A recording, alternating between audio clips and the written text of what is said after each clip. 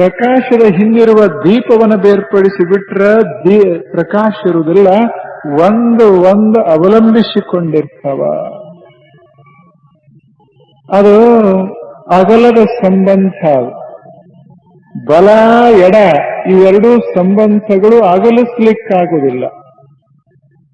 ಒಂದು ಇರಬೇಕಾದ್ರೆ ಇನ್ನೊಂದು ಇರಬೇಕಾಗ್ತದೆ. ಎರಡು ಕೂಡ ಇರ್ತಾವಲ್ಲ, ಇಂಥ ಸಂಬಂಧಕ್ಕೆ ಶಾಶ್ವತ ಸಂಬಂಧ, ಅಗಲಲಿಕ್ಕೆ ಆಗದ ಸಂಬಂಧ ಅಂತೆ.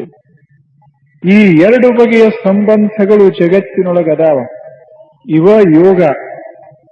ಒಂದು ಭೌತ ಅಶಾಶ್ವತ ಯೋಗ, ಇನ್ನೊಂದು ಭೌತ ಶಾಶ್ವತ ಯೋಗ. ಭಾವ ಅಶಾಶ್ವತ ಯೋಗ, ಭಾವ ಶಾಶ್ವತ ಯೋಗ ಅಂತ ಒಟ್ಟು 4. ಈಗ ಸಮಾಜದೊಳಗೆ ನಾವು ಹೀಗೆ ನೋಡ್ತೇವೆ. ಏನು ಕಾಣಿಸ್ತದ ನಮ್ಮ ಕಣ್ಣಿಗೆ ಅಂದ್ರೆ ಇಲ್ಲಿ ಸಂಬಂಧಗಳು ಕಾಣಿಸ್ತಾವಷ್ಟೇ. ಜೀವನ ಅಂದ್ರೆ ಸಂಬಂಧ ಬೇರು ಉಂಟಾಗ್ತದೆ. ಯಾವುದನ್ನು ನಾವು ಪ್ರೀತಿಸ್ತೇವೆ ಆ ಸಂಬಂಧ ವಿಯೋಗ ಆಯಿತು, ಆ ವಸ್ತು ದೂರ ಆಯಿತು ಅಂದ್ರೆ ಮನಸ್ಸಿನಲ್ಲಿ ಒಂದು ಬಗೆಯ ಡಿಪ್ರೆಷನ್ ಉಂಟಾಗ್ತದೆ. ಮನಸ್ಸಿನಲ್ಲಿ ಒಂದು ಬಗೆಯ ಖಿನ್ನತೆ ಉಂಟಾಗ್ತದೆ. ನಾವು ಬಯಸುವಂತಹ ಸಂಬಂಧ ಉಂಟಾಯಿತು ಅಂದ್ರೆ ಮನಸ್ಸಿನಲ್ಲಿ ಒಂದು ಬಗೆಯ ಉಮ್ಮೇದ ಸುಖಭಾವ ಉಂಟಾಗ್ತದೆ. ಸುಖಭಾವ ಉಂಟಾಗೋದಕ್ಕೆ, ಖಿನ್ನತೆ ಉಂಟಾಗೋದಕ್ಕೆ ಕಾರಣ ಏನು ಅಂದ್ರೆ ಈ ಸಂಬಂಧಗಳ ಯೋಗ ವಿಯೋಗ.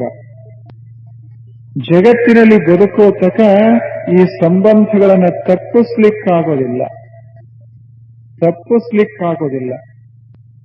ಮನೆಯೊಳಗಿದ್ದರೂ ಸಂಬಂಧಗಳು ಇರಬೇಕಾಗ್ತದೆ, ಹೊರಗೆ ಬಂದಾಗಲೂ ಸಹಿತ ಸಂಬಂಧಗಳು ಇರಬೇಕಾಗ್ತದೆ.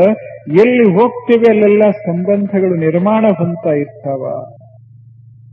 ವ್ಯಕ್ತಿಗಳಿದ್ದಾಗ ವ್ಯಕ್ತಿಯ ಸಂಬಂಧ, ವಸ್ತುಗಳಿದ್ದಾಗ ವಸ್ತುಗಳ ಸಂಬಂಧ.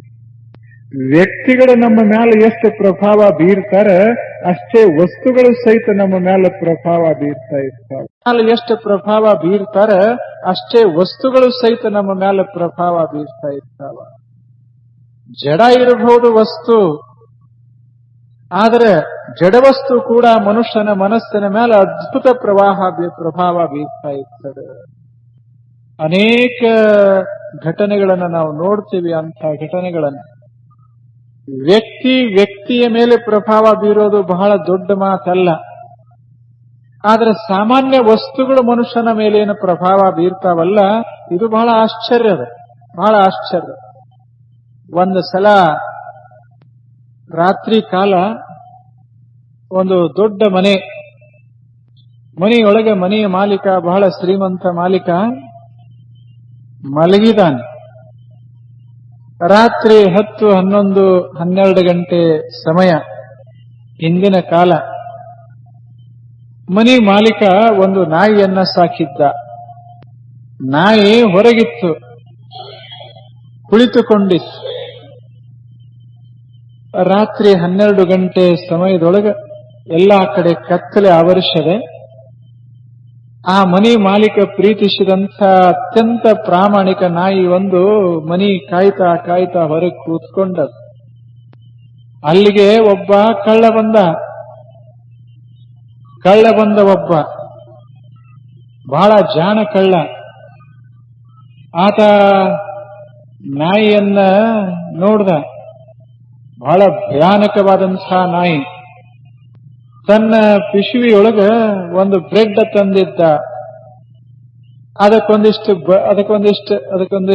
ಬೆಣ್ಣೆ ಹಚ್ಚಿದ್ದ. ಬೆಣ್ಣೆಯ ಬ್ರೆಡ್. ನಾಯಿ ಸಮೀಪ ಬಂದ ಕೂಡಲೇ ನಾಯಿ ಎತ್ತು. ಇನ್ನೇನು ಆಕ್ರಮಿಸೋದಿತ್ತು, ಹೀಗೆ ಬ್ರೆಡ್ ಒಗದ. ಸುಂದರ ಬ್ರೆಡ್, ಬಹಳ ಸವಿಯಾದಂತ.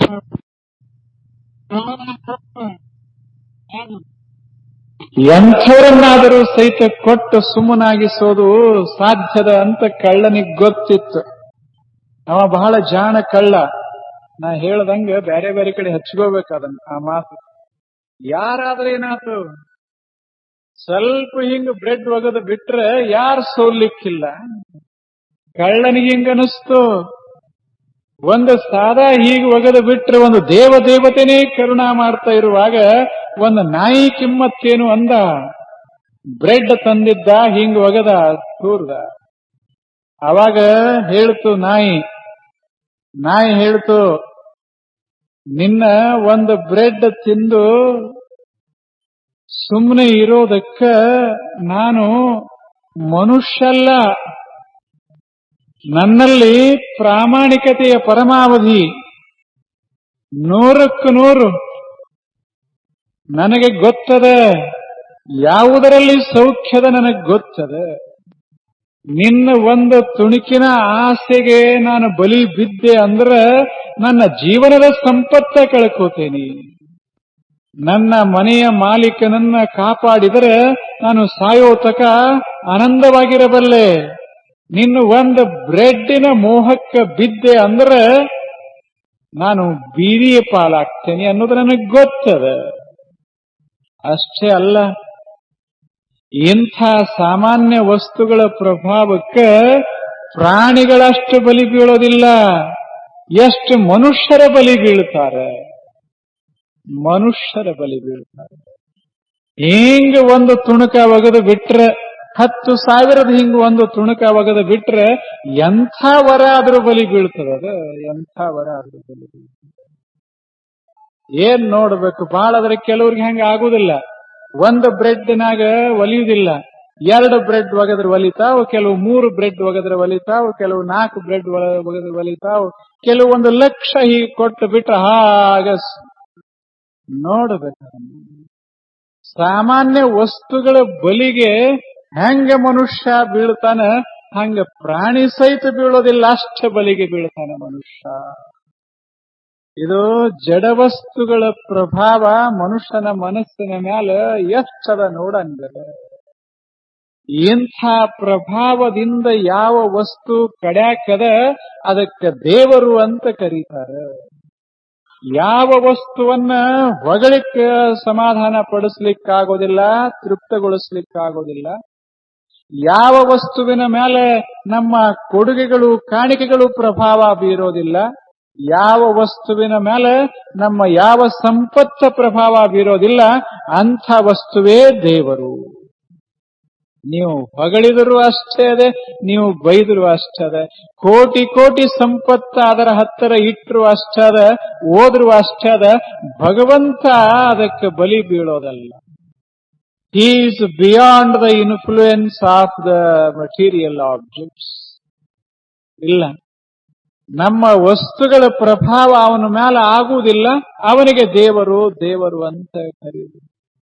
ನಾವೇನು ಮಾಡಕ್ ಹೊರಟೇವಿ ಅಂದ್ರೆ ದೇವರನ್ನ ಒಲಿಸಿಕೊಳ್ಳಾಕ್ ಹೊರಟೇವಿ. ಹೆಂಗ್ ಒಲಿಸ್ತೇವಿ ದೇವರನ್ನಂದ್ರೆ ಕೊಟ್ಟು ಕೊಟ್ಟು ಕೊಟ್ಟು ದೇವರನ್ನ ಒಲಿಸಬೇಕಂತ ನಾವು ನಡೆಸೇವಿ. ಯಾವ ದೇವರು ಒಲಿತಾವ ಅವು ದೇವರಲ್ಲ, ಅದು ದೇವರಲ್ಲ. ಸರ್ವ ಯೋಗ ವಿನಿಸೃತ ಅಂದರು ಅಲ್ಲಮ ಪ್ರಭು. ಸರ್ವ ಯೋಗ ವಿನಿಸೃತ, ಯೋಗಗಳ ಪ್ರಭಾವ ಎಲ್ಲಿ ಇಲ್ಲ ಅಂಥ ವಸ್ತುವೇ ದೇವರು. ಅದು ಭವ್ಯ ದೇವರು. ಯಾವ ಕ್ಷೇತ್ರದೊಳಗೆ ಯೋಗದ ಪ್ರಭಾವ ಅದ ಅದು ದೇವರಲ್ಲ, ಅದು ಜಗತ್ತಿನ ವಸ್ತು. ಅದು ಜಗತ್ತಿನ ವಸ್ತು. ಒಟ್ಟು 2 ಕ್ಷೇತ್ರಗಳು. ಯೋಗವಿಲ್ಲದ ಕ್ಷೇತ್ರ ದೇವಕ್ಷೇತ್ರ, ಯೋಗಯುಕ್ತವಾದ ವಿಯೋಗಯುಕ್ತವಾದ ಕ್ಷೇತ್ರವೇ ಜಾಗತಿಕ ಕ್ಷೇತ್ರ. ಇದು ಜಗತ್ತಿನ ಕ್ಷೇತ್ರ. ಯಾವಾಗ ಮನಸ್ಸ ಯೋಗದ ಒಳಗೆ ಸಿಗುತ್ತದ ಜಗತ್ತಿನ ಜೀವನ ಸಾಗಿಸ್ತಿರ್ತದ. ಯಾವಾಗ ಯೋಗವನ್ನ ಮೀರ್ತದ ಅವಾಗ ಭಗವತ್ತು ಜೀವನವನ್ನ ಸಾಗಿಸ್ತಾ ಇರ್ತದ ಮನಸ್ಸ. ಈ ಯೋಗವನ್ನ ಮೀರೋದಕ್ಕ ಶಾಂತವ ಯೋಗ ಸಂಪನ್ನರು ಅಂತ ಕರೀತಾರೆ. ಯೋಗ ಮೀರಬೇಕಾಗ್ತದೆ, ಯೋಗ ಮೀರಬೇಕಾಗ್ತದೆ. ಇದೊಂದು ವಸ್ತು, ಇದೊಂದು ವಸ್ತು. ಈ ವಸ್ತುವನ್ನ ನಾನು ನೋಡ್ತೇನೆ, ವಸ್ತುವನ್ನ ನೋಡ್ತೇನೆ. ಈಗ ದೃಷ್ಟಿ ಮತ್ತು ವಸ್ತುವಿನ ಯೋಗದ ಈ ಯೋಗ, ಇದು ಬಾಹ್ಯ ಯೋಗ, ಇದು ದೃಷ್ಟಿ ಯೋಗ, ಇದು ದೃಷ್ಟಿ ಮನಸ್ಸಿನ ಯೋಗ. ಮನ ದೃಷ್ಟಿ ವಸ್ತುವಿನ ಯೋಗ. ಈ ಯೋಗವನ್ನ ಮೀರಿದ್ರೆ ಏನಾಗ್ತದೆ? ಹೊಸ ಕ್ಷೇತ್ರ ಪ್ರವೇಶಿಸ್ತೇವೆ, ಅಂತರಂಗದ ಕ್ಷೇತ್ರ ಪ್ರವೇಶಿಸ್ತೇವೆ. ಆ ಬಳಿಕ ಇದೇ ವಸ್ತುವನ್ನ, ಬಾಹ್ಯದೊಳಗಿರುವ ಇದೇ ವಸ್ತುವನ್ನ ನಮ್ಮ ಹೃದಯದಲ್ಲಿ ಇಟ್ಟು ಅದನ್ನ ಆರಾಧನಾ ಮಾಡಲಿಕ್ಕೆ ಪ್ರಾರಂಭ ಮಾಡ್ತೇವೆ. ಅಲ್ಲಿ ಅಂತರಂಗದ ಯೋಗ ಶುರುವಾಗ್ತದೆ. ಇದು ದೃಷ್ಟಿ ಯೋಗ, ಅದು ಭಾವಯೋಗ. ಭಾವಯೋಗ ಇರೋವರೆಗೆ ಶಾಂಭವಿ ಅಲ್ಲ, ಇದು ದೃಷ್ಟಿ ಯೋಗ. ಅಂತರಂಗದಲ್ಲಿ ಹೋದರೆ ಪ್ರಾಣಯೋಗ. ಪ್ರಾಣಯೋಗವನ್ನು ನಾವು ಮೀರ್ದೇವಿ ಅಂದ್ರೆ, ಹೃದಯವ ಕ್ಷೇತ್ರವನ್ನ ಮೀರ್ದೇವಿ ಅಂದ್ರೆ, ಮಸ್ತಿಷ್ಕ ಕ್ಷೇತ್ರಕ್ಕೆ ಮನುಷ್ಯ ಏರ್ದ ಅಂದ್ರೆ ಅಲ್ಲಿಗೆ ಆತ ಭಾವಕ್ಷೇತ್ರವನ್ನ ಪ್ರವೇಶಿಸ್ತಾನ. ಅಲ್ಲಿ ಸಂಬಂಧದ, ಆದ್ರೆ ಬಹಳ ಸೂಕ್ಷ್ಮ ಸಂಬಂಧ. ಹೊರಗೆ ಸಂಬಂಧ ಮೀರಿದಾಗ ಒಂದು ಯೋಗ, ಒಳಗೆ ಸಂಬಂಧ ಮೀರಿದಾಗ ಇನ್ನೊಂದು ಯೋಗ. ಆ ಬಳಿಕ ಏನೊಂದು ಸೂಕ್ಷ್ಮ ಸಂಬಂಧ ಅಹಂ ಯುಕ್ತ ಉಳಿತದ, ಆ ಸಂಬಂಧವನ್ನ ತೆಗೆದು ಹಾಕಿ ಬಿಟ್ರೆ ಅದು ಮೂರನೆಯ ಯೋಗ. ಈ ಮೂರು ಯೋಗ ಮೀರಿದ ಬಳಿಕ ಏನು ಇರ್ತದ ಅದು ಶಾಂಭವ ಯೋಗ. ಅದು ಶಾಂಭವ ಯೋಗ. ನೋಡಬೇಕು. ದೃಷ್ಟಾಂತ ಹೇಳ್ತೀನಿ.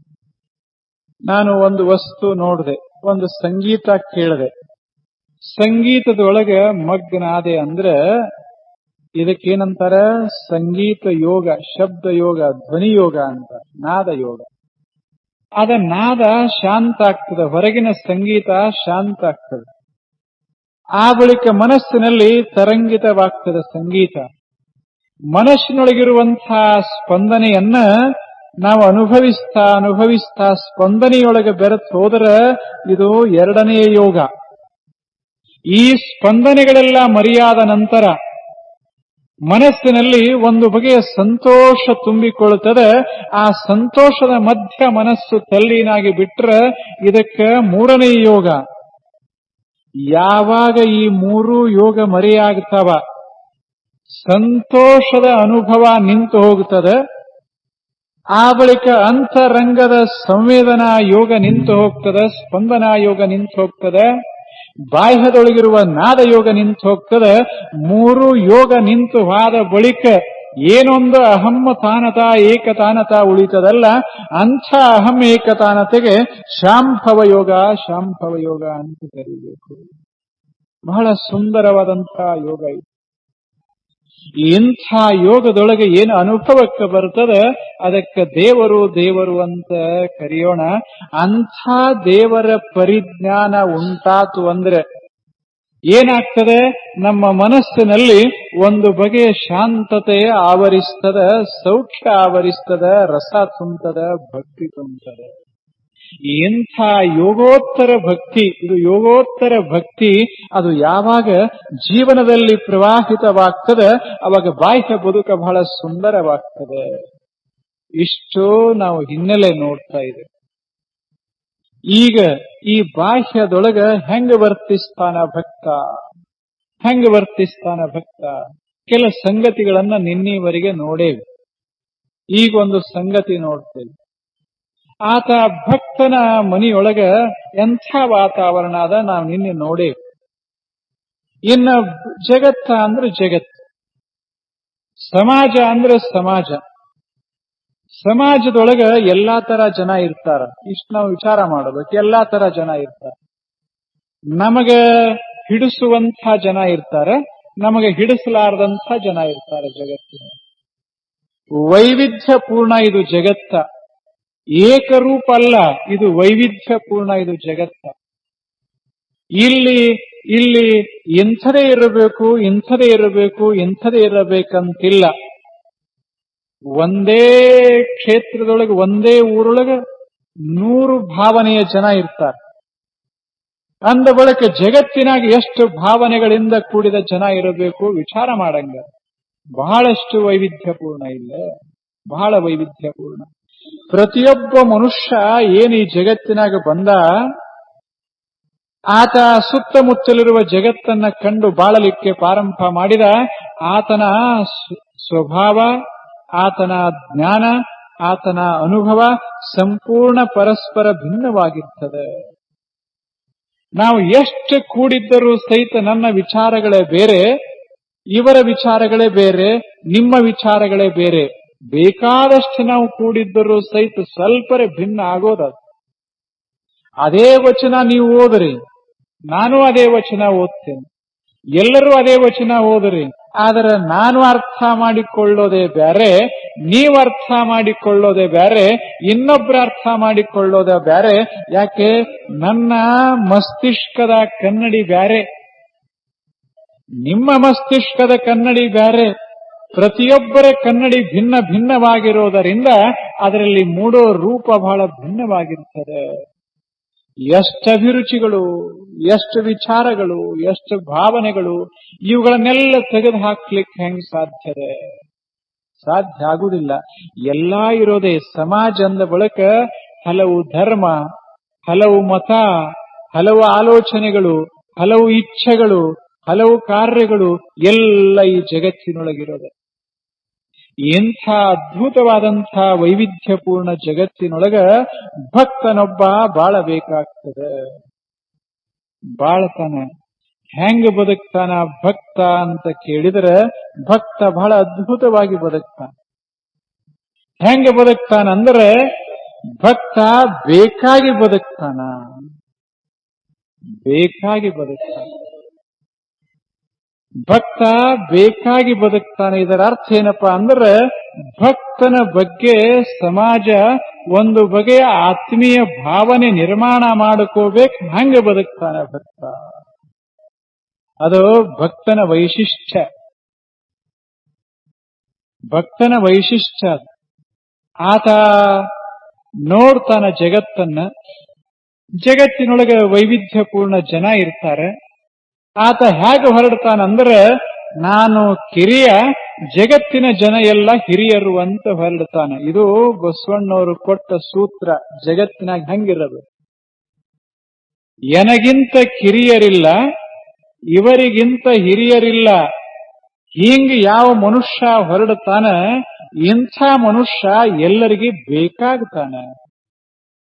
ಯಾವ ಮನುಷ್ಯ ನನಗಿಂತ ಹಿರಿಯರಿಲ್ಲ, ಇವರಿಗಿಂತ ಕಿರಿಯರಿಲ್ಲ ಅಂತ ಹೊರಡತಾನ, ಅವ ಎಲ್ಲರಿಗೂ ಗಾಡಾಗ್ತಾನ. ಇದು ಬಹಳ ಸುಂದರ ಸೂತ್ರ, ಬಹಳ ಅದ್ಭುತ ಸೂತ್ರ. ಆದ್ರೆ ಮರ್ತೇವಿ, ನಾವು ಅಂತೇವಿ, ಆದ್ರೆ ಅದು ನಮ್ಮ ಮೈಗೆ ಅಳವಡೋದಿಲ್ಲ. ಇದು ಮಸ್ತ್. ಎನಗಿಂತ ಕಿರಿಯರಿಲ್ಲ, ಶಿವಭಕ್ತರಿಗಿಂತ ಹಿರಿಯರಿಲ್ಲ. ಇದರ ಅರ್ಥ, ನನ್ನ ಬಿಟ್ಟು ಇರೋರೆಲ್ಲ ಶಿವಭಕ್ತರೇ. ಮತ್ತು ನೀವು ಹಿಂಗ ಅರ್ಥ ಮಾಡಿರಿ, ಶಿವಭಕ್ತರಷ್ಟೇ ದೊಡ್ಡವರು, ನಾ ಸಣ್ಣವ, ಉಳಿದವ್ರ ದೃಷ್ಟಿಯೊಳಗೆ ನಾ ದೊಡ್ಡವ, ಅವರೆಲ್ಲ ಸಣ್ಣವರು ಅಂತ ಹಿಂಗಲ್ಲ. ಬಸವಣ್ಣನ ದೃಷ್ಟಿಯೊಳಗೆ ಹಿಂಗಿತ್ತು, ಎಲ್ಲರೂ ಶಿವಭಕ್ತರು. ಯಾಕೆ? ಅವರ ಮಧ್ಯದಲ್ಲಿ ಶಿವನ ಅಂಶ ಇರೋದರಿಂದ ಎಲ್ಲರೂ ಶಿವಭಕ್ತರಿ ಈ ಜಗತ್ತಿನೊಳಗೆ. ಹೊರಗೆ ಲಿಂಗವಿರ್ಲಿಕ್ಕಿಲ್ಲ, ಅಂತರಂಗದಲ್ಲಿ ಕೂಡಲ ಸಂಗಮ ಇರೋದರಿಂದ ಶಿವಭಕ್ತರಿ ಜಗತ್ತಿನ ಜನ. ಯಾರಿಲ್ಲ, ಯಾರಿಲ್ಲ.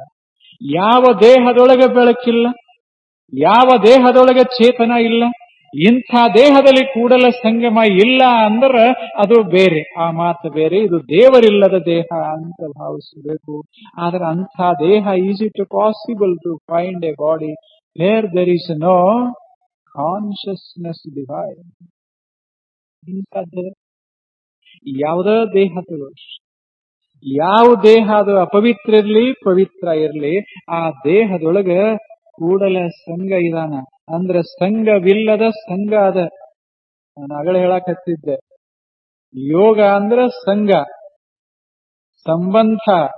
ಎಲ್ಲಿ ಸಂಬಂಧವೇ ಇಲ್ಲ ಅದು ದೇವರು. ಇಲ್ಲಿ ದೇವರು ಹೆಂಗ ಸಂಬಂಧವಿಲ್ಲದಂತ ರೀತಿಯೊಳಗೆ ಸಂಬಂಧಗೊಂಡಿರುವಂತ ದೇವರು ಕೂಡಲ ಸಂಗಮ. ಹಿಂಗ ಪ್ರತಿಯೊಂದು ದೇಹದಾಗ ಒಂದು ಕೂಡಲ ಸಂಗನ ಭಗವಂತನ ಒಂದು ಚೇತನದ ಜ್ಯೋತಿಯನ್ನ ಕಾಣ್ತಾ ಇರುವಂತಹ ಭಕ್ತ ಅದು ಶ್ರೇಷ್ಠ ಅಂತ ಭಾವಿಸಿದ, ಶಿವಭಕ್ತ ಅಂತ ಭಾವಿಸಿದ, ತಾನು ಬಹಳ ಸಣ್ಣವ ಅಂತ ಭಾವಿಸಿದ. ಎನಗಿಂತ ಕಿರಿಯರಿಲ್ಲ, ಶಿವಭಕ್ತರಿಗಿಂತ ಹಿರಿಯರಿಲ್ಲ. ಎಲ್ಲೆಲ್ಲಿ ದೇವ ಪ್ರಜ್ಞಾದ, ಎಲ್ಲೆಲ್ಲಿ ದೇವ ಚೇತನ ತುಂಬಿಕೊಂಡದ, ಎಲ್ಲವೂ ಭಗವಂತ. ಈ ದೃಷ್ಟಿಯೊಳಗ ಮನುಷ್ಯ ಹೊರಟ ಅಂದ್ರ ಸಮಾಜ ಆತನನ್ನ ಪ್ರೀತಿಸ್ತದೆ, ಸಮಾಜವನ್ನ ಆತ ಪ್ರೀತಿಸ್ತಾನೆ. ಸಮಾಜದೊಳಗೆ ಭೇದ ಭಾವನೆಗಳನ್ನ ಮಾಡದೆ ಯಾವುದಾದರೂ ಚಿಂತಿಲ್ಲ, ಅದನ್ನ ಪ್ರೀತಿಸುವಷ್ಟು ದೊಡ್ಡ ಮನಸ್ಸಾಯಿತು ಅಂದ್ರೆ ಆ ಕ್ಷಣಕ್ಕೆ ಭಕ್ತನ ಬದುಕಿನ ಕಾರ್ಯಗಳು ಬಹಳ ಅಪ್ರತಿಮಾಗಿ ಬಿಡ್ತಾವ. ಯಾರು ಬಂದ್ರೇನ, ಯಾರು ಬಂದ್ರೇನ, ಎಲ್ಲರನ್ನ ಆರಾಧಿಸುವಂತ ಮನಸ್ಸು ಅದು ಭಕ್ತನ ಸಾಮಾಜಿಕ ಪ್ರಕ್ರಿಯೆ. ಸಾಮಾಜಿಕ ಪ್ರಕ್ರಿಯೆ. ಸಣ್ಣ ಘಟನಾ ಹೇಳಿ, ಅರಣ್ಯದೊಳಗ ಒಂದು ಮೊಲ ಇತ್ತು.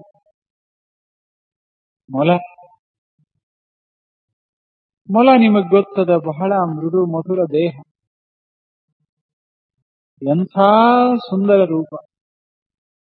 ಅದಕ್ಕೆ ಕಡ್ಯಾಕ ಬರಂಗಿಲ್ಲ, ಅದಕ್ಕೆ ನಡ್ಯಾಕ ಬರಂಗಿಲ್ಲ, ಅದಕ್ಕೆ ಇರಿಲಿಕ್ಕೆ ಬರಂಗಿಲ್ಲ. ಇಂಥ ಅತಿ ಅಹಿಂಸಾತ್ಮಕ ಒಂದು ಮೊಲ. ಈ ಮೊಲವನ್ನ ಅರಣ್ಯದೊಳಗ ಒಬ್ಬ ಸಂತ ಕಂಡು ಮೊಲವನ್ನ ಮಾತನಾಡಿಸಿ. ಸಂತನಿಗೆ ಸ್ವಲ್ಪ ಕನಿಕರ, ಇದಕ್ಕೆ ತನ್ನನ್ನು ರಕ್ಷಿಸಿಕೊಳ್ಳುವಂತಹ ಸಾಮರ್ಥ್ಯ ಇಲ್ಲ. ಆದರೆ ಭಯಾನಕವಾದಂಥ ಅರಣ್ಯ, ಅಲ್ಲಿ ಸಿಂಹಗಳು, ಹುಲಿಗಳು, ಚಿರ್ಚ್,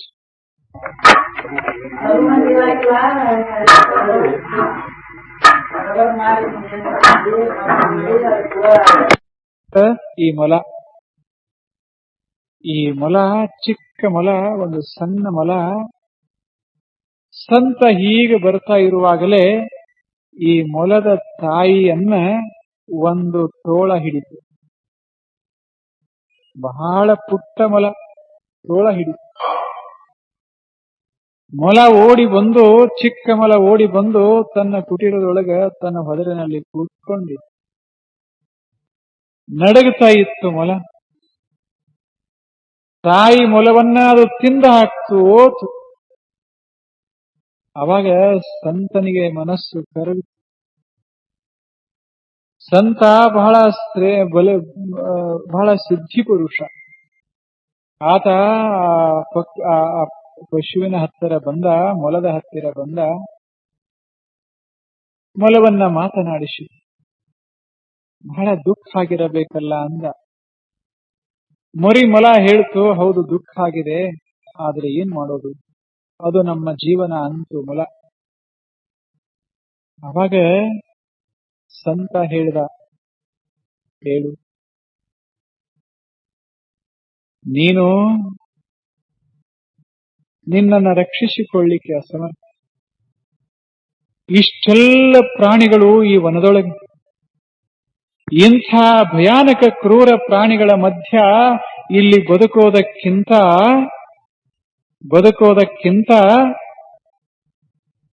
ನನ್ನ ಹತ್ತಿರ ಬಂದರೆ ನಿನ್ನನ್ನ ಸಾಕ್ತೇನೆ, ರಕ್ಷಿಸ್ತೇನೆ, ನನ್ನ ಕುಟೀರದೊಳಗೆ ಸಾಕಿ ರಕ್ಷಿಸ್ತೇನೆ, ನೀನು ಬರಬೇಕು ಅಂತ ಕೇಳ್ದ. ಅವಾಗ ಚಿಕ್ಕ ಮೊಲ ಹೇಳ್ತು, ನೋಡಿ ಸಂತರೇ, ಎಂಥ ಕ್ರೂರ ಪ್ರಾಣಿಗಳಿದ್ದರೂ ಚಿಂತಿಲ್ಲ, ಇದು ನಮ್ಮ ವಾಸಸ್ಥಾನ. ಇದು ಇಲ್ಲಿ ಹೆದರಿ ನಿನ್ನ ಕುಟೀರವನ್ನ ಪ್ರವೇಶಿಸೋದು ನನ್ನ ಜಾಯಮಾನಕ್ಕೆ ಒಗ್ಗದ ಮಾತು ಅಂತ. ನಮ್ಮ ತಂದೆ, ನಮ್ಮ ಮುತ್ತಜ್ಜ, ನಮ್ಮ ಅಜ್ಜ ಎಲ್ಲರೂ ಈ ಏನು ಪರಂಪರಾಗತವಾಗಿ ಬಂದಿದ್ದೇವೆ, ಎಲ್ಲರೂ ಇಂಥ ಕ್ರೂರ ಪ್ರಾಣಿಗಳ ಮಧ್ಯದಲ್ಲಿಯೇ ಬಾಳಿದವರು, ಬದುಕಿದವರು. ಇಲ್ಲಿ ಬಾಳಿ ಬದುಕಿದವರು.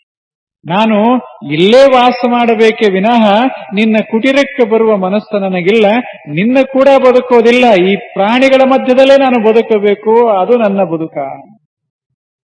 ಅವಾಗ ಸಂತ ಹೇಳ್ದ, ಹಾಗಿದ್ರೆ ನಾನು ಭಗವಂತನಲ್ಲಿ ಪ್ರಾರ್ಥಿಸ್ತೇನೆ, ನಿನ್ನನ್ನು ರಕ್ಷಿಸಿಕೊಳ್ಳುವಂಥ ಒಂದೇನಾದರೂ ಶಸ್ತ್ರವನ್ನ ಅಂದ್ರೆ ಸಾಧನೆಯನ್ನ ನಿನಗೆ ಭಗವಂತ ಕೊಡಬೇಕು, ಹಾಗೆ ಪ್ರಾರ್ಥನೆ ಮಾಡ್ತೇನೆ, ಹೇಳು ಏನು ಬೇಕು ಅಂದ. ಏನು ಕೊಂಬ ಬೇಕೋ, ಏನು ಬಲಿಷ್ಠವಾದಂಥ ಪಂಜಗಳು ಬೇಕೋ, ಹಲ್ಲುಗಳು ಬೇಕೋ, ಏನು ವಿಷದ ಸಾಕ್ಸು ಬೇಕೋ, ಏನು ಬೇಕು ಹೇಳು, ಭಗವಂತನಿಗೆ ನಾನು ಪ್ರಾರ್ಥಿಸ್ತೇನೆ ಅಂದ. ಆವಾಗ ಮೊಲ ಹೇಳ್ತು, ಸಂತರೇ, ಯಾವುದರ ಅವಶ್ಯಕತೆ ನಮಗಿಲ್ಲ. ಇಷ್ಟೆಲ್ಲ ಈ ಶಸ್ತ್ರದಂಥ ಸಾಧನೆಗಳನ್ನ ಪಡೆದರೂ ಸಹಿತ ನಮ್ಮಷ್ಟು ಸಂಖ್ಯೆಯೊಳಗ ಹುಲಿಗಳಿಲ್ಲ, ನಮ್ಮಷ್ಟು ಸಂಖ್ಯೆಯೊಳಗ ಸಿಂಹಗಳಿಲ್ಲ, ಅಷ್ಟು ಸಂಖ್ಯೆಯೊಳಗ ತೋಳಗಳಿಲ್ಲ. ನಾವು ಎಲ್ಲವನ್ನ ಮೀರಿ ನಿಂತವರು. ಯಾಕೆ? ನಾವು ಯಾರಿಗೂ ತೊಂದರೆ ಕೊಡುವವರಲ್ಲ, ಆದ್ದರಿಂದ ಮೀರಿ ನಿಂತವರು ನಾವು. ಇವರು ಬರೋಕ್ಕಿಂತ ಮೊದಲು ಈ ಜಗತ್ತಿಗೆ ನಾವು ಬಂದವರು. ಇವರು ವಾದಗಳಿಗೂ ಸಹಿತ ಈ ಜಗತ್ತಿನಲ್ಲಿ ನಾವು ಬದುಕುವವರು. ಯಾಕೆ? ನಮ್ಮ ಶಸ್ತ್ರ ಅಂದ್ರೆ ನಮ್ಮ ಸೌಮ್ಯತ. ನಾವು ಪ್ರೀತಿಸ್ತೇವೆ ಸಂತರೇ, ನಾವು ಪ್ರೀತಿಸ್ತೇವೆ. ನಿಮ್ಮ ಭಗವಂತ ನಮಗೇನು ಕೊಡಬೇಕಾಗಿಲ್ಲ, ನಮ್ಮಲ್ಲಿ ಒಂದು ಶಕ್ತಿ ಕೊಟ್ಟಾನ ಭಗವಂತ. ಏನು ಕೊಟ್ಟಾನಂದ್ರೆ, ಏನು ಕೊಟ್ಟಾನ? ಎಲ್ಲದರ ಮಧ್ಯ ಯಾವುದಕ್ಕೂ ಸಿಗದಂಗ, ಮನಸ್ಸಿಗೆ ಹಚ್ಚಿಕೊಳ್ಳಾರ್ದಂಗ, ಎಲ್ಲವನ್ನ ಪ್ರೀತಿಸುವಂಗ ಒಂದು ಹೃದಯ ಕೊಟ್ಟಾನ ಭಗವಂತ.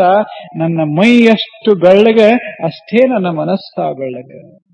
ನಾನೂ ಬದುಕ್ತೇನೆ. ನನ್ನನ್ನು ನಾಶ ಮಾಡುವ ಶಕ್ತಿ ಯಾವ ಕ್ರೂರ ಪ್ರಾಣಿಗಳಿಗಿಲ್ಲ. ಇಲ್ಲ. ಹಾಗೆ ನೋಡಿದರೆ ಇಷ್ಟೆಲ್ಲ ಪ್ರಾಣಿಗಳ ಮಧ್ಯೆ ನಮ್ಮ ವಂಶ ಉಳಿಬಾರದು. ಹಂಗಾಗಿಲ್ಲ. ನಾವು ಉಳಿದೇವಿ, ಇನ್ನೂ ಉಳಿದೇವಿ. ನಮ್ಮ ತಾಯಿ ಸತ್ತಿರಬಹುದು, ನಾವು 10 ಜನ ಮಕ್ಕಳು ಬದುಕ್ತೇವಿ ಅಂತೂ. ಇದು ಬದುಕೋ ರೀತಿ. ಒಂದು ಸಾದಾ ಮೊಲ ಸಹಿತ ಕಾಡಿನೊಳಗೆ ಭಯಾನಕ ಪ್ರಾಣಿಗಳ ಮಧ್ಯ ಕೋಟಿ ಕೋಟಿ ವರುಷ ಸಹಜ ಪ್ರೇಮಿಸ್ತಾ ಆಯುಧ ರಹಿತವಾಗಿ ಬಾಳ್ಲಿಕ್ಕೆ ಕಲ್ತದಂದ ಬಳಿಕ ಮನುಷ್ಯ ಹೇಗೆ ಬದುಕಬೇಕು ವಿಚಾರ ಮಾಡಿ. ಭಕ್ತ ಹೆಂಗಿರಬೇಕಂದ್ರೆ, ಕ್ರಿಸ್ತ ಒಂದು ಮಾತು ಹೇಳ್ತಾನೆ, ಭಕ್ತ ಹೆಂಗಿರಬೇಕಂದ್ರೆ just like a sheep in the midst of wolves. ಈ ಜಗತ್ತಿನಾಗ ಹೆಂಗಿರಬೇಕು ಭಕ್ತ ಅಂದ್ರೆ ಏನಿಲ್ಲ, ಆತನ ಕೈಯೊಳಗ ಹಿಂಸೆ, ಆತನ ಕಣ್ಣೊಳಗ ಹಿಂಸೆ, ಆತನ ಮನಸ್ಸನ್ನ ಹಿಂಸೆ ತುಂಬಿಕೊಂಡಿರ್ತದೆ. ಹಿಂಗ ಒಬ್ಬ ಭಕ್ತ ಜಗತ್ತಿನಲ್ಲಿ ಬಾಳಬೇಕು ಅಂದ ಕ್ರಿಸ್ತ. ಅದನ್ನೇ ಬಸವಣ್ಣವರು ಬಹಳ ಸುಂದರವಾಗಿ ಹೇಳಿದರು. ದಯವಿಲ್ಲದ ಧರ್ಮವದೇ ಉದಯ. ಬಹಳ ಸುಂದರ ಮಾತು. 2 ಶರಣರು ಕೊಟ್ಟ 2 ಸುಂದರ ಸಾಮಾಜಿಕ ಸೂತ್ರ ಅಂದ್ರೆ, ಎನಗಿಂತ ಕಿರಿಯರಿಲ್ಲ, ಆ ಬಳಿಕ ದಯಾ ಬಿಟ್ಟು ಬೇರೆ ಧರ್ಮವಿಲ್ಲ. ಇವು 2 ಸುಂದರ ಸಾಮಾಜಿಕ ಸೂತ್ರಗಳು, ಬಹಳ ಅದ್ಭುತ ಸೂತ್ರಗಳು. 2 ನಾವು ಹೆಂಗ್ ಹೊರಡಬೇಕು ಜಗತ್ತಿನಾಗಂದ್ರೆ, ಎಲ್ಲರೂ ಇರಬೇಕು. ನಮಗೆ ಬೇಡಾದವರು ಇರಬೇಕು, ನಮಗೆ ಬೇಕಾದವರು ಇರಬೇಕು. ಹೆಂಗ ನಾವಿರಬೇಕು ಅಂದ್ರೆ, ನಾವು ಮಾತ್ರ ಎಲ್ಲರಿಗೂ ಹಿಡಿಸುವಂಗ ನಾವು ಬಾಳಬೇಕು, ಬದುಕಬೇಕು. ಹಾಗಿರಬೇಕು ಮನುಷ್ಯ.